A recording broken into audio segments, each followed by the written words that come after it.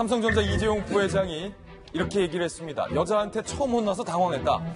여성에게 싫은 소리 들은 건 이번이 처음이다. 박근혜 전 대통령과의 독대 상황에 대해서 언급을 한 겁니다. 이재용 부회장의 발언 함께 보시죠. 저희 회장님께서 자주 야단 맞고 독한 훈련을 받았는데 생각해보니 아버님께 야단 맞은 것 빼고는 야단 맞은 기억이 없는 것 같다. 그러면서요. 실제로 여자분한테 싫은 소리 들은 것도 처음이어서 당황했던 것 같다. 방청석에서 웃음 터져나옵니다. 그리고요.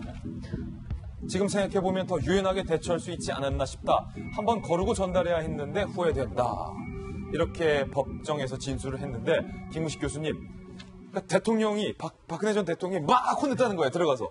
여자분한테 이렇게 싫은 소리 듣는 게 처음이라서 상당히 당황했다. 세 차례 독대인데 두 번째, 세 번째 독대 때 굉장히 혼냈다는 거 아닙니까? 예. 뭐 여러 가지 이유가 있습니다만 왜 승마 지원하지 않느냐, 그다음에 왜 JTBC 뉴스에서 나를 비판하냐, 이제 혼난 건데, 정말 이재용 전 부회장의 저 말이 사실이라면 저는 굉장히 모범생이었던 것 같아요. 아버지한테만 좀 혼났고 여자한테 혼나본 적이 없다. 예. 어머니한테도 혼나지 않았다는 거 아닙니까? 상당히 모범생이었던 것 같은데, 저기서 우리가 지금 생각할 수 있는 것은 이재용 부회장의 지금 재판 전략이라는 게 대통령과 자신과의 관계에서 자신은 계속적인 피해자로 계속 행세를 해야 되기 때문에 나는 피해자로서 강요받았고 협박을 받아서 어쩔 수 없이 지원했다는 것으로 가는 것이어서 그런 맥락에 쭉 재판장에 진술하고 있는 거 아닙니까?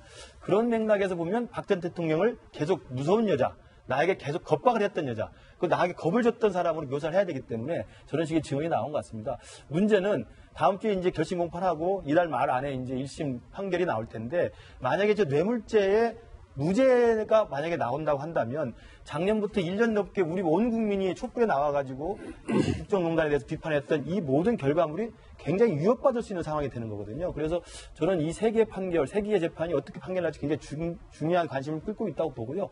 이재용 부회장의 저 피해자 코스프레는 개인적으로 봤을 때는 나름대로 일리는 있을 수 있습니다만 국민적 시선에서 보면 대기업 총수가 저렇게까지 피해자 코스프레를 할 필요가 있느냐라는 좀 비난도 좀 있을 것 같습니다. 예, 여자한테 혼난 적이 없다. 그래서 아까 우리 김근식 교수는 그 아빠한테만 혼나고 엄마한테도 혼나지 않았던 걸로 보인다, 그렇게 얘기를 했는데 저는 반대로 했습니다.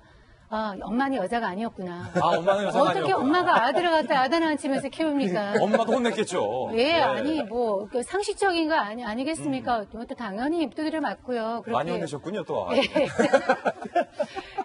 그래서 저건 엄마는 여자로 안 본 거고, 저 그런 사람들한테 이제 잘 얼마나 이렇게 떠받쳐서 컸겠습니까? 그런 데 한 반증인데, 그래도 엄마한테는 저는 혼났을 거라고 보고요. 예. 그런 경험이 보통 사람들과의 관계에 있어서 여자건 아니건 누구한테 혼나고 커본 경험이 없기 때문에 아마 그렇게 처음 보는 그런 특히나 대통령 권력을 가진 여자한테 그런 얘기를 들었을 때, 그걸 이제 여자로 또 해석했고, 그런 얘기를 들었을 때 아마 인상 깊게 남았다. 그러니까 결국은 그것이, 그러니까 이 진술에 본인이 이런 대가관계가 있거나 어떤 청탁을 할 만한 상황은 아니었다. 그런 거를 보여주는 신빙성을 이제 굉장히 높이는 그런 얘기인데요. 또 이것만은 그렇지, 이런 부분은 그렇지. 삼성물산이나 제일모직 합병관리에 대한 진술은 다른 진술과 좀 엇갈리는 부분도 있습니다. 예. 그래서 이것이 모든 거가 다 이재용 부회장 얘기가 다 맞다고 이렇게 보기는 좀 어렵지만, 최소한 대통령과의 독대에 관련된 이런 부분은 굉장히 이런 정황이 신빙성을 높이는 건 사실이에요. 상당히 디테일하다, 진술이. 우리가 여기 속으면 안 되는 거예요. 그러니까 이 재판 와중에 지금 처음 입을 열기 시작하는 겁니다.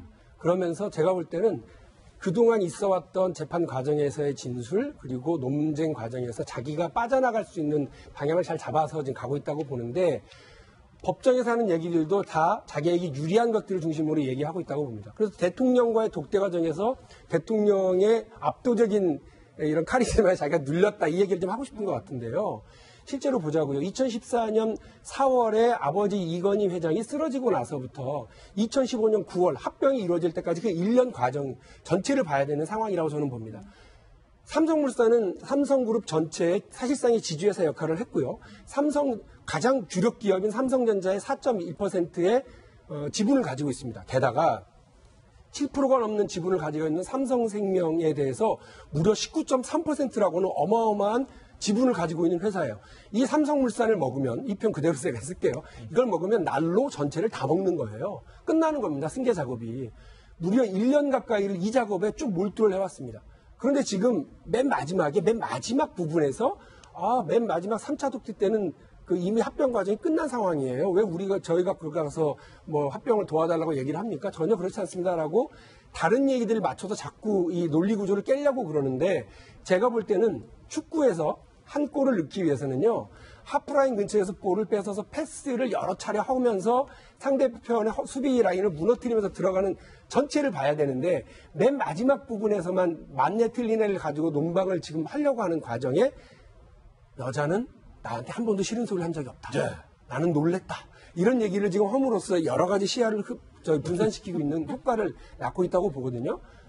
저도 여기서 한마디 보태면 결혼한 남자는 부인한테 혼나가면서 여러 가지 조언을 들어야 이게 바르게 갑니다. 예. 어쨌든 이 과정에서 삼성 전체의 승계 작업에 마지막 활용점정을 하기 위해서 대통령과 정권의 힘을 빌리려고 했었다라고 하는 특검의 주장이 저는 여전히 유효하다고 보고요. 재판부에서 아주 현명한 판단 내릴 거라고 기대합니다. 예, 이제 8월 초 중순이면 1심에 대한 결과가 나오니까 어떻게 나올지 좀 지켜보겠습니다.